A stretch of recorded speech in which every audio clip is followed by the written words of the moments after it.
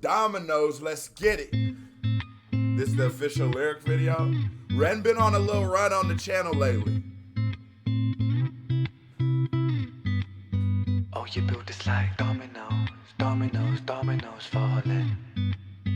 Oh, you built this like dominoes, dominoes, dominoes falling. You build us up just to knock us back down. Funny how you act surprised when we hit the ground. We're like dominoes. Canada, what? I got an ad on a 4-minute video? Get your money, Ren. I feel you, big dog. Jeez. Dominoes, But, oh no. funny how you Okay, but... You build us up just to knock us back down. Funny how you act surprised when we hit the ground. We're like dominoes, dominoes, dominoes falling. So bleed me of all my self-belief.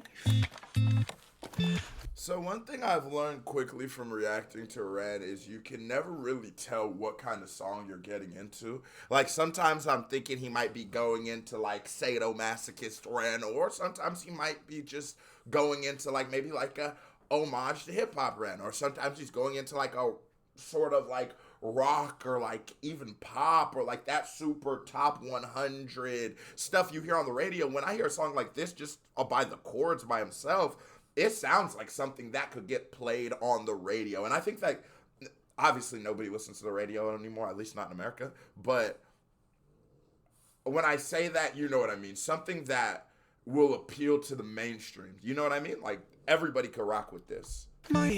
Put you on a movie soundtrack type shit. My smile shows all my insecurity in the kingdom of Nigga, what? He said, my smile shows all my insecure teeth. And you know, like, you heard that song by J. Cole, it's a cricket smile all the way, on my way down. I'm just trying to find my way back down. And you know, the idea of like, you know, you find perfection in your imperfections. Like, that's what makes you, so you should just embrace it. It's okay. You don't gotta go you gotta go break your jaw, have surgery, have them fill your booty cheeks up with some shit, give you fake Dr. Miami abs. You don't gotta do all that. But for those of the world that are insecure about their smile, you know, every time they smile, it is a reminder of their insecurity, you know, and that is a motherfucker.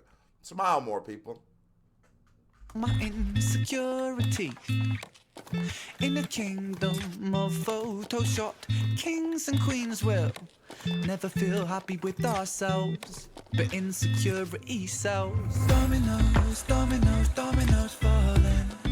But insecurity sells. It does. It definitely does. And the danger of when you're selling insecurity, like, you know, everybody has some kind of insecurity. Whether you want to lose a little weight, you know, the problem be when you follow this health guru, you know, you sort of start believing that this shit he's peddling is somewhat true, right? And he feeds off your insecurity and, you know, sort of ignorance, because nigga, I ain't study the human body. I'm just trying to lose a couple pounds, right? And so they prey off that. And so they sell you their vitamins that don't really do shit.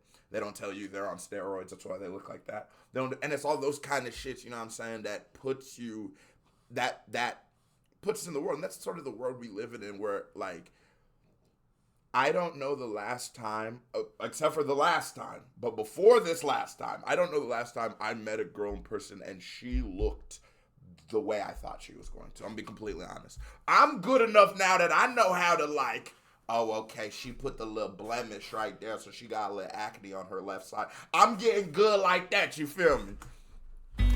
Oh, you built us like dominoes, dominoes, dominoes falling. You build us up just to knock us back down. Funny how you act surprised when we hit the ground. We're like dominoes, dominoes, dominoes falling. I hide my head under the sheets.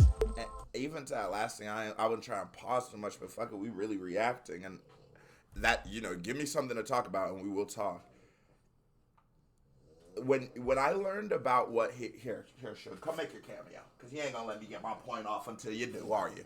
Okay. When I learned about what the media cycle was, this was around that time Britney Spears was smashing TMZ with an umbrella. You remember that shit? And I remember I was watching this thing and it was Larry King was interviewing somebody. I can't remember exactly who it was, but somebody in that paparazzi world who was attacked by her.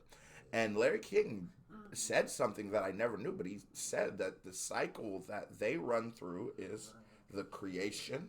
So we run the circuit, the Disney Playhouse, and we create her to be the superstar that we can sell. And then the next phase is the thing being the thing. So now we're selling all the Britney Spears CDs and merchandise, and every little girl in America has the poster in her room, and all of these great things, and we're just ranking in that money, because that's what it's all about for these people, right? They're ranking in the money.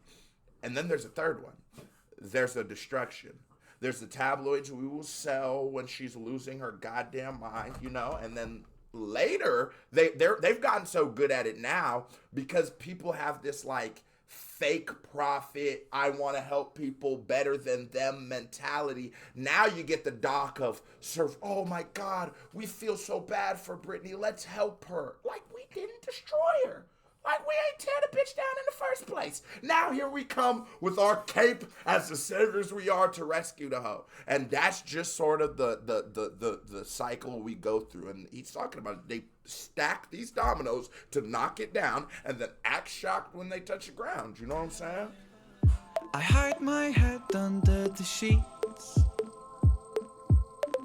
'cause how can I face a world that ridicules the weak?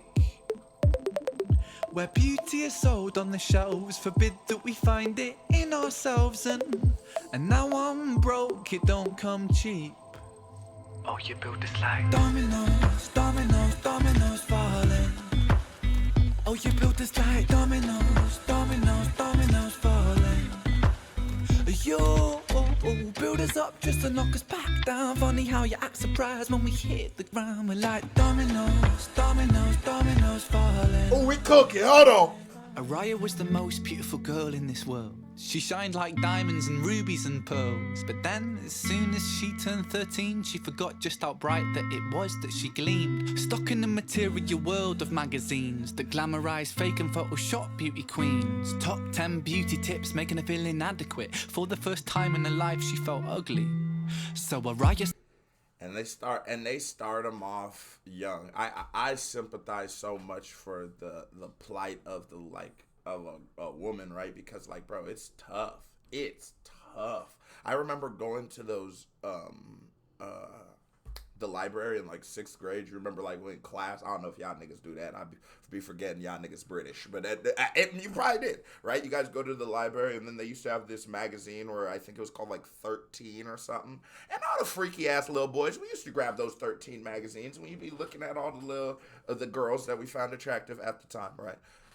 But the little girls grabbed those magazines too, and little girl whose mom was going to work, you know what I'm saying? She's a little girl. She shouldn't have to get ready and prepared, but her mom's going to work. You just woke up, got out of bed, came to fucking school. You got to go to school for 8 hours. You're not here to impress anybody. You're here to learn. But she's like judging herself against somebody who, a professional makeup artist put this makeup on. They put on these clothes. And now she feels less than, right? And it's always something that, like, I always thought about it. It's like, damn, you doing that at 13. And then when they turn, as they got older, you get on Instagram, you watch that hoe, and they do the little stretch. They do the Photoshop and give them the look. The hoe be shaped like an 8. You be so shocked when she come to the house and she built like a motherfucking 0. You know what I'm saying? You can't just subtract 8 points like that from me. It's making her feel inadequate. For the first time in her life, she felt ugly. So Araya stopped eating to lose weight. She spent her dinner money on some makeup for her face. But no matter how much she lost or how much she bought, she was never good enough, or so she thought. Araya felt she could never be loved. She started cutting her wrists and hiding her scars with gloves. At 16, an anorexic beauty queen, she collapses in a puddle of her tears and blood. Cause she never felt enough. She never felt enough. Your sellers told this lie that we must buy to keep in touch. We can never buy enough. Never buy enough. All the riches in the world can't buy a sense. Now he does go into this, and honestly, at this point, I just genuinely think that this nigga Ren needs some kind of therapy. That this kind of that is in your brain all the time in all your writings. It's like, you know, there's something going on there, and if anybody, nobody else is noticing it, you know, when Amy Winehouse is making, I try to, and this just where I'm saying this because this one feels a lot more genuine. You know, this feels very genuine, and it makes sense based off of the consequences of the song, right? But I do have to say, and this goes for listeners of music, that sometimes maybe at first I thought it was more of a to capitalize, but if it's not, and I'll give you that. When Amy Winehouse says they try to make me go to rehab and I won't go, and we all just snap our, yes, I've been bad. When I come back, they won't know, whoa. I don't got the time, and plus my daddy thinks I'm fine. When she does all that shit, right, and then later goes on to overdose, we almost think it was like prophetic, but it wasn't prophetic. She wasn't speaking. She was begging you for help. She was begging the world, someone to hear her, and we didn't. And when we heard her, we didn't even understand what we were hearing until we saw it. So just, you know, if this is really genuinely ringing in your head, and I know you subscribe to this channel, Rand, probably go talk to somebody, my nigga, because that's you know, I get it. You paint pictures, but these pictures come from somewhere in your head, and this is coming from a very genuine, real nigga place right now. If that's genuinely just in your head that much, you should go talk to somebody, my guy. Cause she never felt enough, she never felt enough.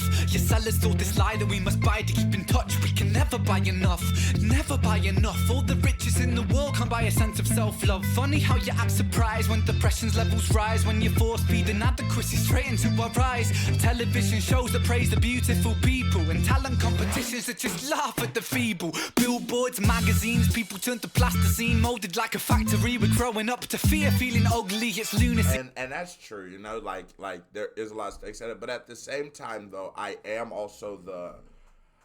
understand why there's like at the end of a boxing match they interview the loser and the winner, and the loser must humble himself and act probably dizzy and at that moment come and speak, right? But that's what makes the spoils of victor so much better. That's why victory so much better. That's why you don't fucking lose. It adds the stakes. And I do fear of the give everybody participation trophies. But then on the other end, I do get that, like, bro, some people are fish and some people are mongooses. And if you leave a fish in the ocean, it'll be great. If you leave a mongoose out in the wild, it'll be great. If you put a mongoose in the water and a fish out in the forest, they're going to look crazy. So I do get that sometimes we shouldn't judge everybody and everything all the time. But I do think that if you do bring yourself into a talent competition, we should judge you 100%. People turn to plasticine, molded like a factory. We're growing up to fear, feeling ugly, it's lunacy. And not even a community, cause insecurity breeds judgment, judgment breeds hate, no unity. And hierarchy based upon aesthetics is what makes a kid in school get bullied for genetics. And I felt so ugly growing up.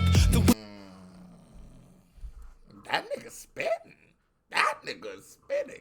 The idea that, right, the idea that there is some kind of like, it's gonna sound crazy, but like a perfect race, I'm not gonna use one word, but that there's some kind of perfect person or a perfect, like, oh, okay, if you are Irish, you should look like this. If you are Mongolian, you should look like this. But that standard that is created isn't a person, it's just a thought.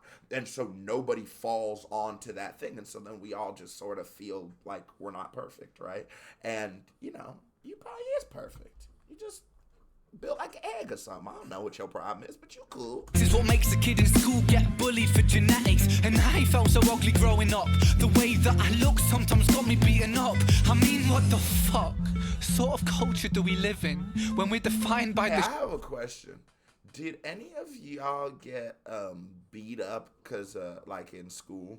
How many of you guys would you say, like, if you have dropped a comment, or if you feel comfortable, like, would talk about it, but how many of y'all niggas got your ass whooped at school, like, you know, by bullies and shit like that?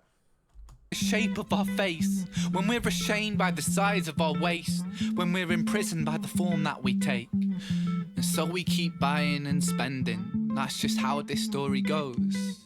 You build us up just to knock us back down, and we just keep falling like dominoes. Got into like some open spoken word poetry at the end. That was a certified vibe check. Now here comes another reaction by me right here. Big music video by me right there. Bow, click on it. Show me some love. You watch the video as long as you did. Hit that thumbs up button. You're a host. So stop being a hoe. KBD family, love you. Salute. I am gone.